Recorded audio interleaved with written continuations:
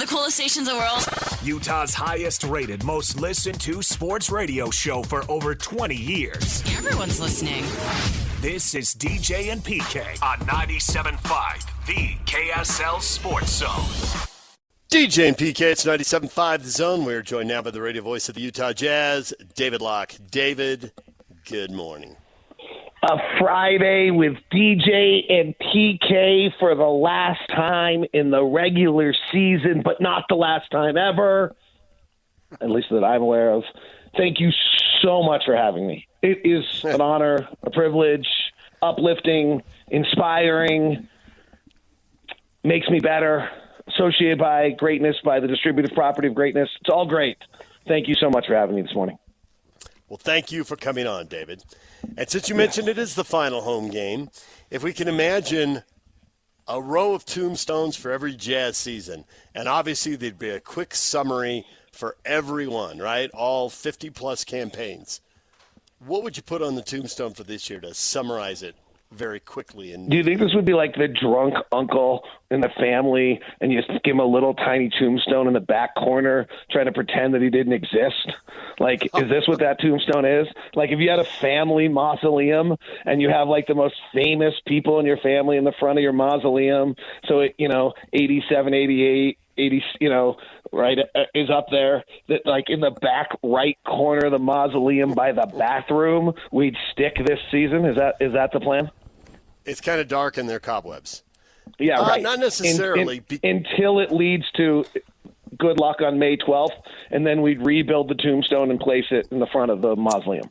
See, that's an excellent point. And this isn't. And like that would be, then that would be with a tombstone title of dedication, pain, suffering rewarded. Possibly, yeah. Possibly. Yeah, there you go. You have spoken, and I know exactly how you're feeling, and you probably feel it more than I do, when seasons end, that you go into a little personal funk because it's such a high for you to be doing the games, and it means so much, and you have a great time doing it. I'm wondering, how will you feel this year? Exact same. I've actually really noticed in the last, maybe a little less.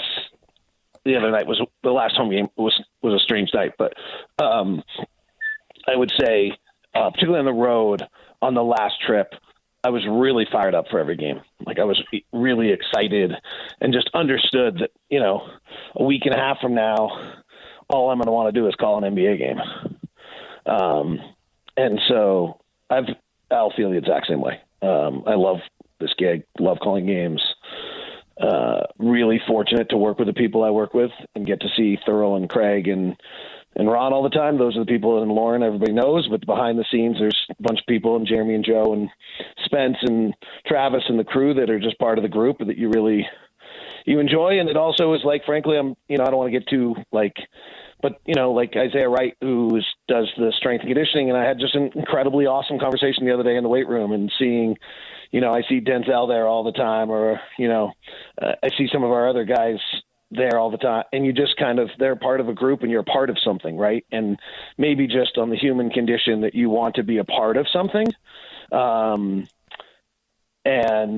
you feel like you're a part of something, whether it's, I remember very vividly, I think it was January 2nd, we got on a bus in the middle of the day out of New York to go to Miami, and it just kind of felt really weird. Like, New York was quiet on the day after, maybe it was, after New Year's or New Year's Day, and you're I remember very philosophically thinking, like, what are we doing? Like, what is going on? Why are we doing this?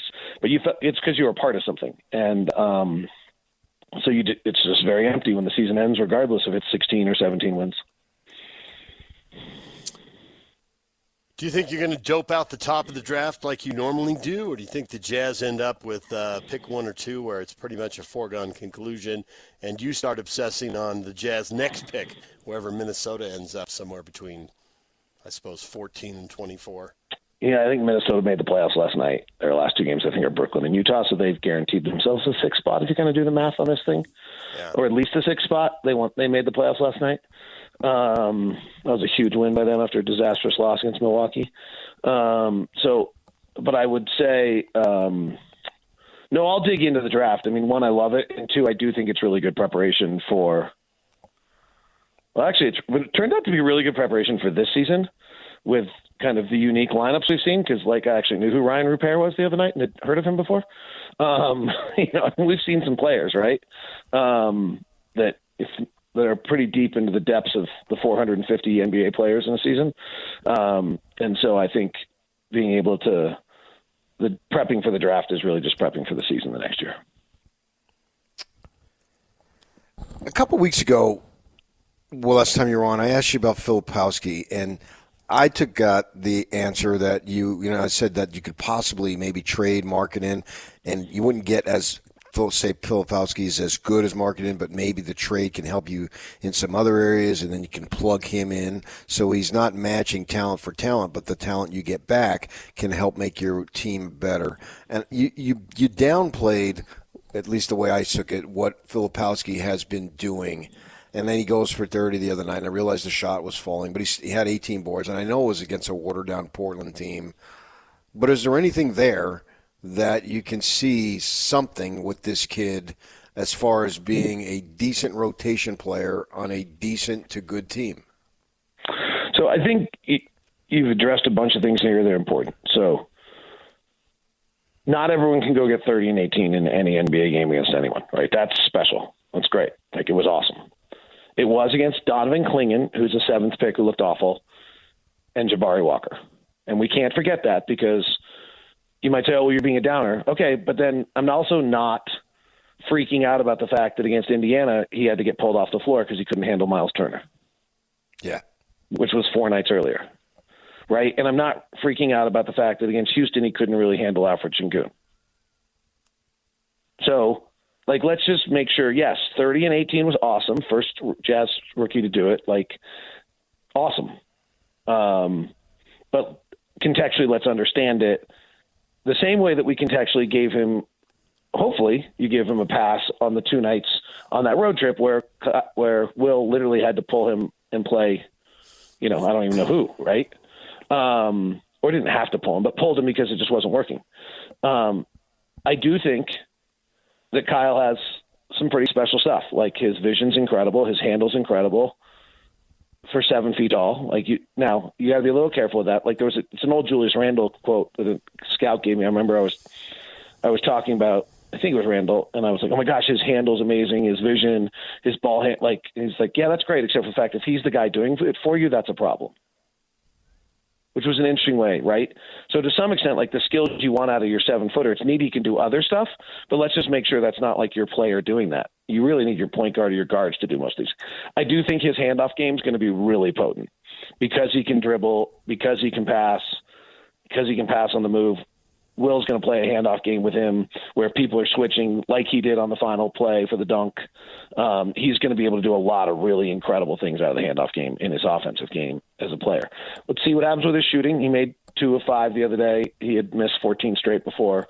My favorite part of the night from him the other night was that he had missed 14 straight, and he pulled effortlessly and confidently on the first 2, and he missed them both and then pulled again on the third one. I thought that's probably more than the 30 and 18. To me, that was the most important part of the night, was that he showed that type of guts and willingness to play through it, and wasn't sheepish about missing shots. So he's very skilled. I think he's the steal of the draft at 32. I think he's the best offensive player, has had the best offensive season of any player in this draft. I don't know yet whether I think he's a rotation player on a good NBA team yet, because defensively it's not great. I get that it's not great defensively, but aren't there a lot of people who are rotation players where it's not great and they're out there because of their offensive game? Yeah, but you got to make sure you're not the pigeon. Do you get that phrase? I do. Okay. I do. Yeah, if you're the pigeon, it's a problem. Especially in the playoffs, they'll just pick on you and pick on you and pick on you and either destroy you or play you off the court, either way. Right. Will You've already got to had be a able to great get some stops. Will already had a great comment the other day. I can't remember exactly how he said it, but it was basically we're good to Ben Anderson asked him, do you try to work on a player's strengths or do you work on a player's weaknesses? And Will's comment was you probably work on a player's strengths unless their weakness disrupts the game. So offensively, if you really can't shoot, we're swinging it around you, you're wide open, you're not willing to pull the trigger, okay, we got a problem because that's record scratching the entire game and making it so that we can't play offense. And defensively, if you're so bad that literally we can't play help defense and we can't rotate and we can't do things because they're just calling you up every single time and going at you, and then we're not even in a defensive scheme, we're just literally protecting you every play, then that's too detrimental. We got to work on your weaknesses. So that's what I mean where, yeah, you don't have to be an elite defensive player. And over time, if you take pride and over time you understand angles and know your personnel in the league, you probably can figure it out to be good enough. You got to make sure you're not so bad that you're disrupting the game. What do you attribute Cody Williams' lack of success to this season? Physical strength would be the first thing. I'm going to go on the same rule of all 19-year-olds, ignorance, right? Like, I just don't think he understood how hard it was going to be. Sure. Like, that's fine. Right. That's not his fault. Every 19-year-old's ignorant. Yeah. And then I think that spiraled, clearly, right? Like, then I think, I mean, I'm not, like, hopefully this doesn't sound wrong. I mean, this is very naturally, and I was literally on the phone with a member of my family for 35 minutes about this week. Like, and then I think performance anxiety, which is totally fine. But, like, clearly, if I put Cody Williams in the corner of the court and give him 100 balls, he's not throwing up an air ball in the gym, right? Right. Like, I would guess if I gave Cody Williams 100 shots in the right corner, he would not airball. And he airballed like 25 times this year. Okay, well, that's like, it just, like, so physical strength overwhelmed him. Lack of success chewed him up. Ignorance to what he was embarking upon. And then it's brutal. This is just brutal. Like, this is really hard. Like, there's a great life. We're going to get into a deep life phrase here. I don't remember where I heard this, but it's one of my favorite things I've ever heard. So if you're going to climb to the top of Everest, you kind of know when you start, like, you're going to have a cold night or two on the side of Everest, right? Like, you're going to have a night inside your tent where the wind's blowing and it's 25 below and you're trying to hang on. And, like, this was what you signed up for. Like, you're trying to get to the thrill of getting to the top of Everest. And so you kind of knew when you came into this thing. What's unique, I think, about a lot of our players coming in the league, they've been so good their whole life that they're trying to climb to the top of Everest in the NBA, and they have no concept that they're going to have a cold night on the side of Everest. They literally think, well, I mean, I was the best high school player and I was the best player on my college team, so I'm going to get to the NBA and it'd be great. Because they're just so confident. And then they get here and they get just blasted. And then we saw it with Walker last year. Then he, like, lost his zest for the game. It wasn't fun. It wasn't enjoyable. He was just like, and then he recalibrated. He worked with a mental coach and he recalibrated in the off season. It was like, oh yeah, this is what I dreamed of when I wanted to know. It's going to be really hard. Oh, okay, let's go. But, like, I think that's not uncommon to most 20-year-olds, I hope, because, like, I think if those of us who have 20-year-olds or have had 20-year-olds, I think there's a level of, like, oh, you know, this is crazy hard. And particularly, you know, I don't know I'm probably thinking about my kids whose upbringing made life as easy for them as it was just for Keontae on the basketball court. Like, Keontae hadn't had a bad day on a basketball court in his life till he got to the NBA. You know, he had a bad day. It was like, fine, he's going to go out the next time and dominate again. Like, he's going to be fine. And then all of a sudden he comes out the NBA and he's shooting 39% for a season. So I just think these guys have a lot of cold nights on the side of Everest here, and they have never had them before. And how they deal with it over a course of time and figure out how to deal with it is what dictates who they are. Yeah, I know what you mean. I've had a rainy night in Georgia a time or two. Yeah. That's true. Well, I've done walking in Memphis, so. Oh, nice. Hey, what does Hendrick's summer schedule look like as he comes? He's been so off the radar for so long. What does his timeline look like going forward? I don't know. I mean, I think he said on the broadcast that he was 100% in May. That got quickly, like, tempered to make sure everyone understood what he meant. I think what he meant is I get to go start basketball activities in May. Mm-hmm. You know, he's run some stairs. He's doing various things to try to isolate strength in legs. That's clear when I'm watching him work out that they're trying to get it so that you're not just using the non-injured leg, right? Like if he does a 2-foot jump right now, I'm sure he's using 90% on the leg that's been healthy. So they're clearly doing a lot of things to try to make him, try to isolate that leg. I can just watch enough to know that. That's all. That's the extent of my knowledge. But that's pretty basic. So I'm sure that he gets to. But there's also no need for him to play summer league, other than fans' enjoyment. So that's but that you can't make that decision. There's enough run up of pretty good runs between NBA players now post Labor Day that I think you could probably, if you can get him to be semi-basketball ready in September, he can have a month and a half of run with NBA players prior to training camp opening, or a month, right? And so you probably are going to go through the natural progression that they go through, which is you start with kind of slight contact, then you play some 1-on-1, then you play some 2-on-2, then you play 3-on-3. And to some extent, you're just adding the amount of limbs that could possibly bump into you along the way. And you're being really cautious about it. And eventually you play 4-on-4, and then eventually you get into the run. I don't know their plans. Part of me never has thought he'd be ready for a regular season game to start the year next year. That would still be, even if he is, you're not going back-to-backs and doing some things like that. It was pretty gruesome.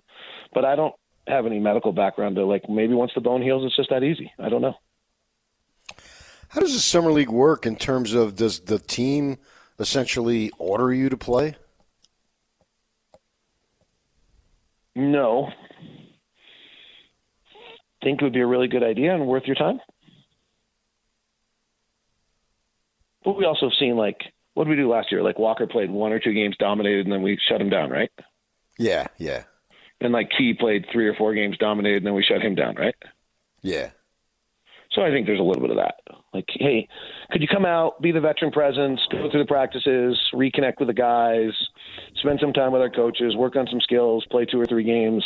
If we feel good about where you are and you feel good about where you are, let's wrap it up.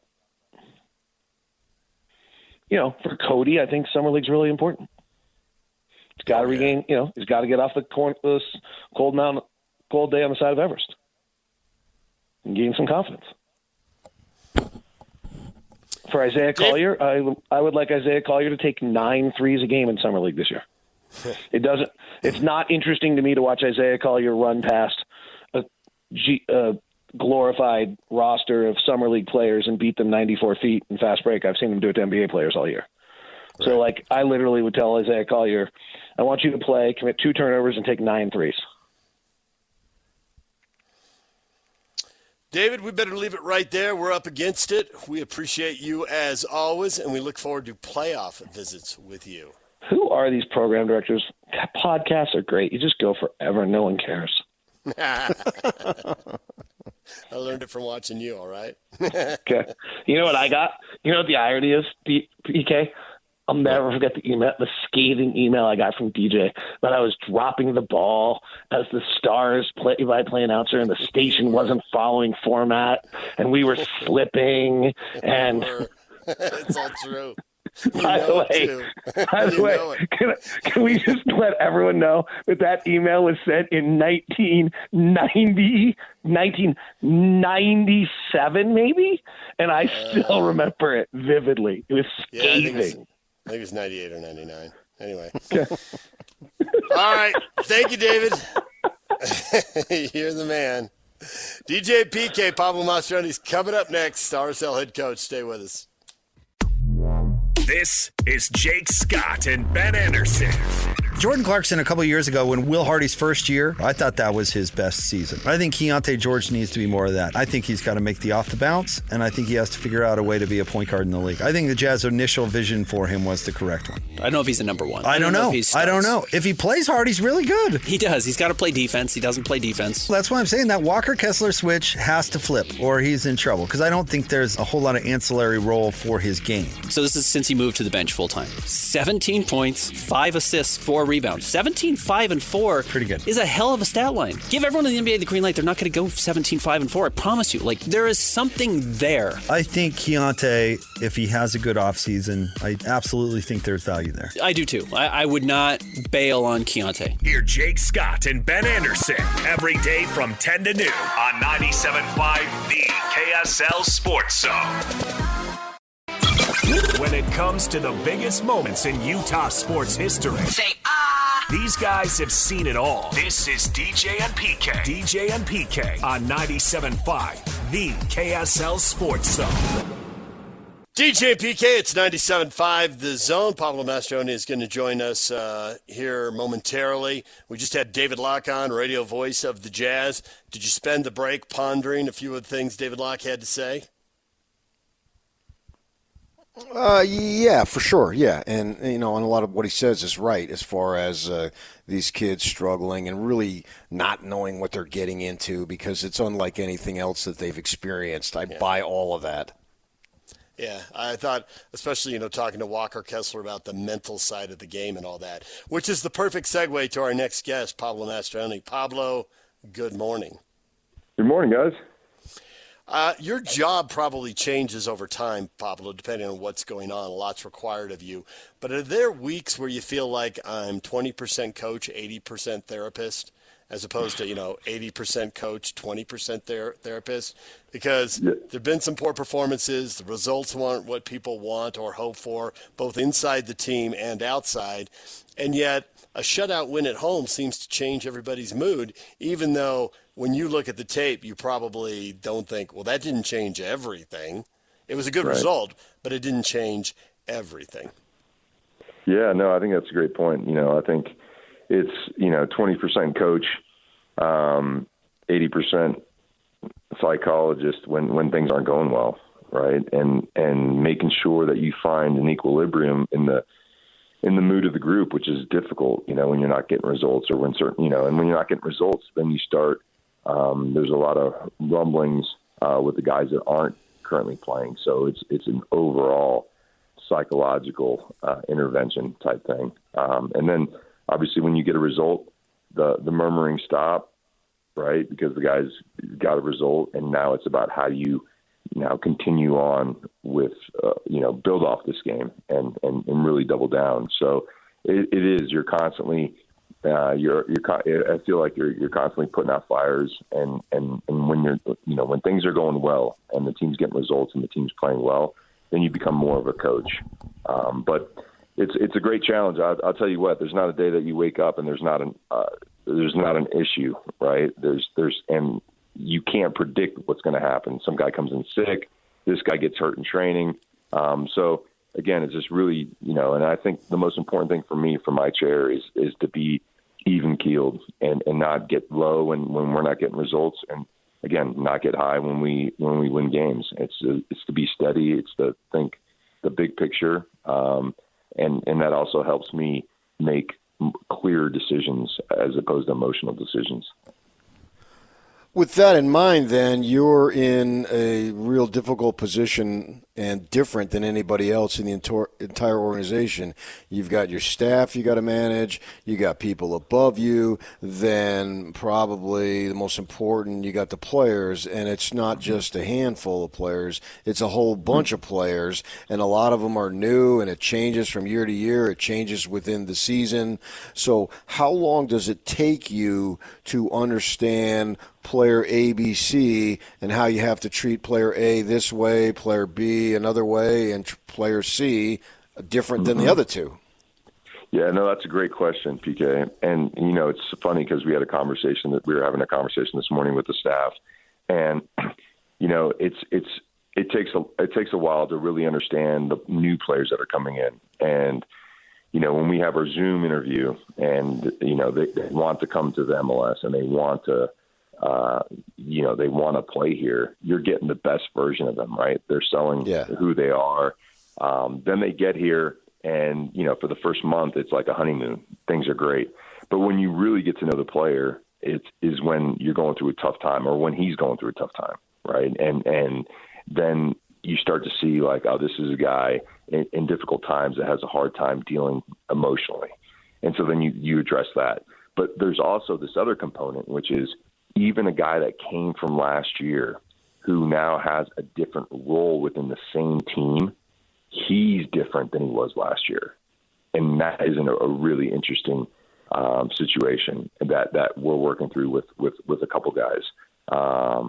And so, again, coaching is a human business. For as much as we like to talk about tactics and all these different things, it's really about managing humans and trying to, be as fair as you can, holding a certain standard within the club as to the way we behave, and then taking action when it's not being exemplified. And I think that's always the toughest for me, because again, I think what I also, one of my biases is that everyone kind of thinks like I do. And then I quickly remember that I'm close to 50, right? So I've lived a lot longer than these guys. I've experienced a lot more than these guys.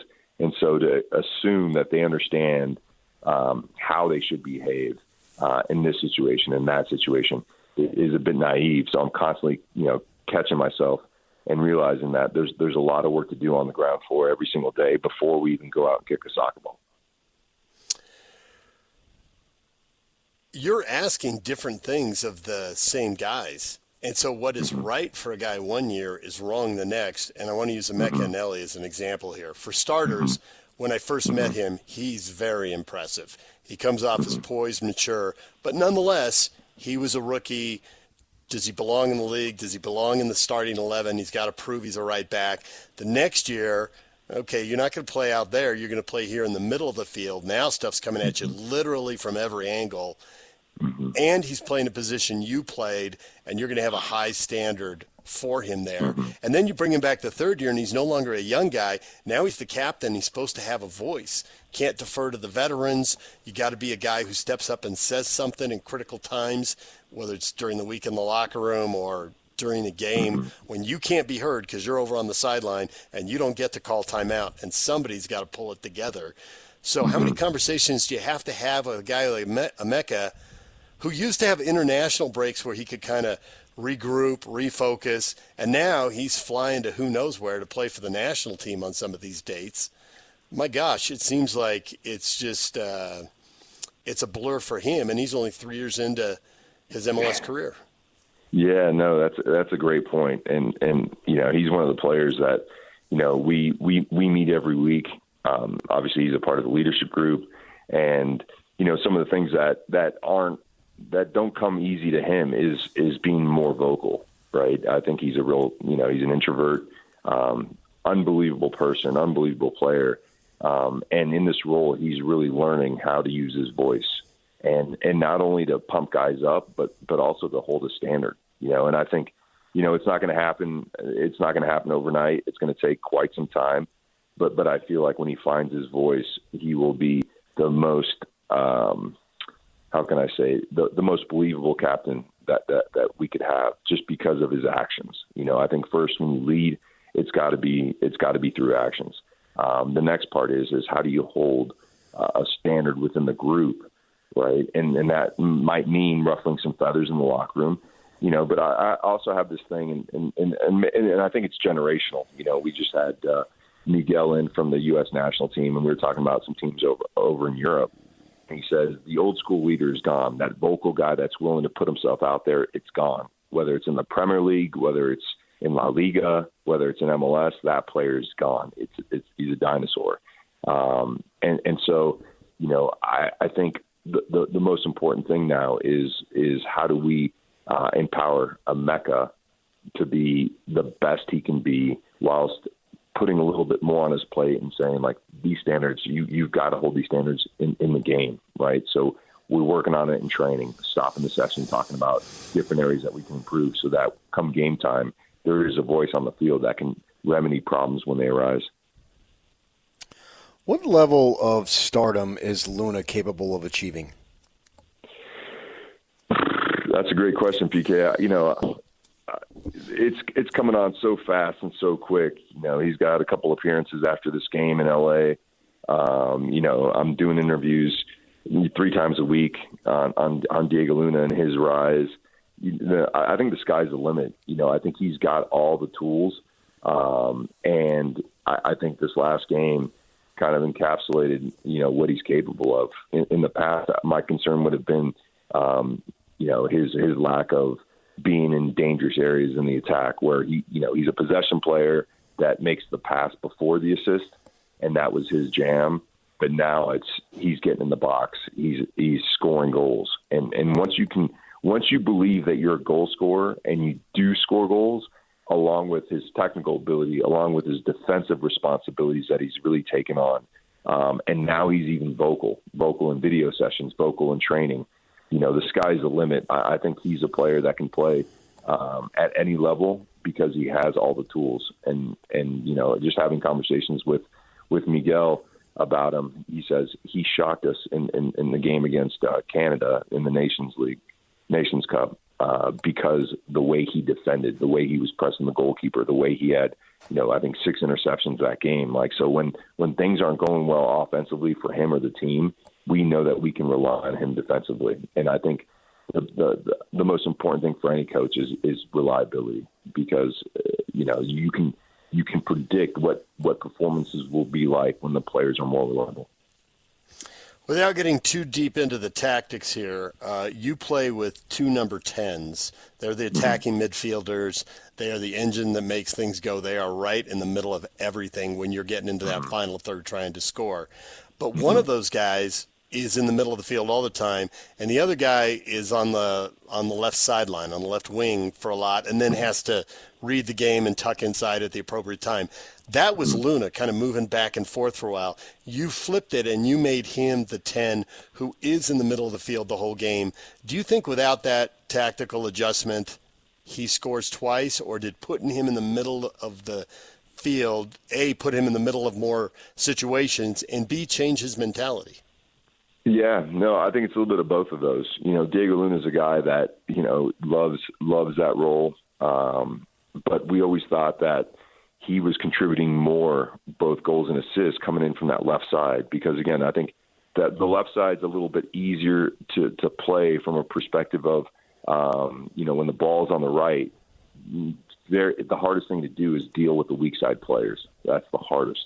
So if we have a combination that goes from wide right, central, into that left half space area, well, then more times than not, you have time and space to make plays. Whereas when you're the 10 and you're playing in that right half space, you're going to have bodies around you at all times.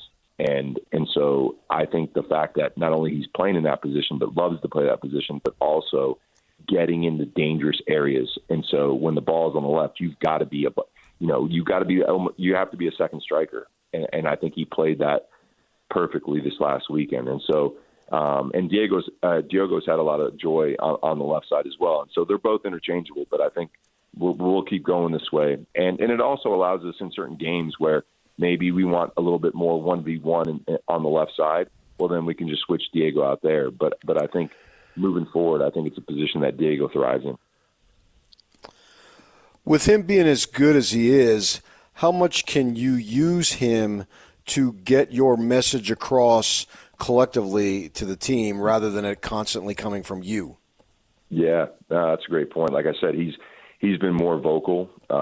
He is one of the best at communicating in video sessions about really articulating, what he thinks, and given what he sees on the field, like he's not scared to speak up in front of the group. And so, some of the times at halftime, I'll just make a point to Diego, knowing that Diego will take it on and really lead that attacking group, right? And he's vocal, and he, defensively, you can see his arms are always pointing, and he's always in a hunting position. And so, we rely on Diego quite a bit to be a leader. And the thought is here moving forward that he'll also move into that leadership group, because I think it's important to have a younger player, but also a player that's playing at the top of his game at the moment, really share his experiences with that group.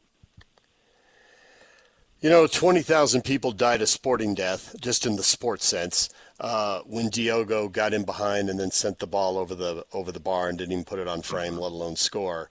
And I get why fans are frustrated. I do. And, in that moment encapsulates it.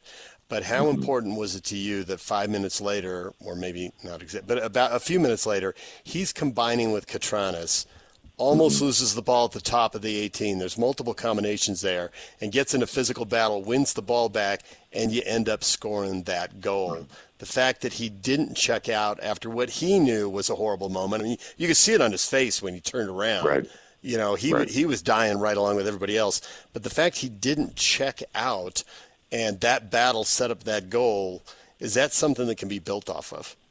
Yeah, no, absolutely. Again, I think Diogo is doing a lot of great things for our group. And, I think the last part of it would be obviously scoring. But if you're not scoring, which again is the hardest thing to do in the game, is how are you helping the team win?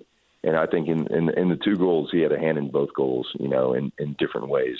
And him battling for the ball at the top of the box is something that we really stressed in preseason, is just this is the best opportunity to score goals. Even if the opponent has the ball, it's because we're closest to the goal. So any steal or any interception close to their goal puts us in prime real estate to score goals.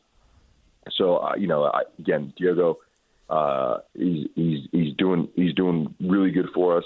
He's making plays.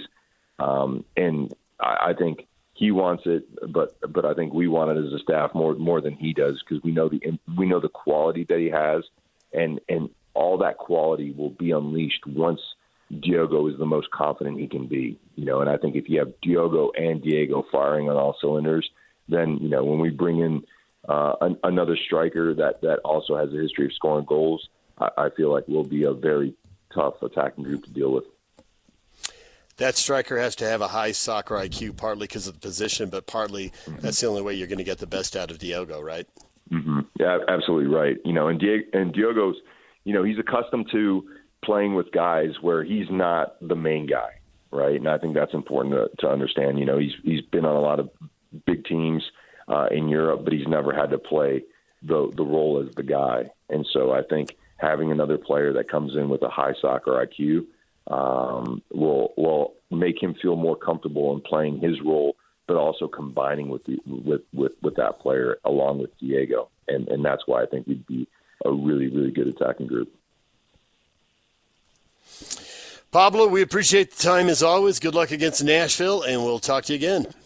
All right, guys. Thank you. Pablo Mastroeni, RSL head coach, joining us right here on The Zone. Still to come, we're going to Augusta. Man, there were some big names that had big days, and there were some big names that really struggled. We'll talk with Bob Casper as they move into round 2. We got Bees tickets to give away right now. If you want to go see the game, pick up the phone, give us a call, caller 12 right now. We'll go see the Salt Lake Bees and the Reno Aces. We got tickets to the game. Call right now. DJ and PK. It's 97.5, The Zone. 20 years and still going strong. Utah's #1 sports radio show for over 2 decades. You're listening to DJ and PK on 97.5, the KSL Sports Zone. DJ PK, Bob Casper is going to join us. Come up in our next segment. We're talking Masters with him. PK, more disappointing, Jon Rahm or Rory McIlroy? Neither guy was happy at the end of the first round of the Masters. Rory. Because it's always Rory. He had it and it slipped away?